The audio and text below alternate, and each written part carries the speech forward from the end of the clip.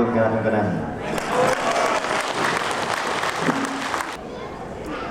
Hindi ko maintindihan kung bakit 11 taon na hindi pa rin muling nare-reconstruct at nagagawa ang carbon market. Bakit?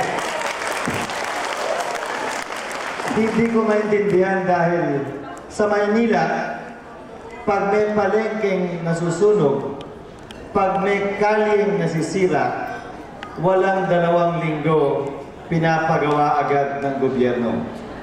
Bakit dito sa Cebu? Bakit sa Visayas?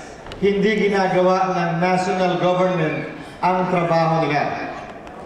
Bakit kapag ka Visayas o Mindanao ang problema, tila hindi masyadong pinapansin?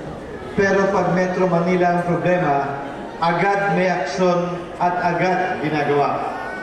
Payag ba kayo doon? Marapat dumating ang panahon na magbago at baguhin ang kaisipan ng gobyerno. Sana dumating sa malapit na hinaharap ang pagbabagong yan kung saan tinitingnan din ng gobyerno ang Visayas at Mindanao at hindi palagi na lamang nakatingin sa Metro Manila at sa Luzon. Ang Metro Manila ay hindi Pilipinas at ang Pilipinas ay hindi Metro Manila lamang.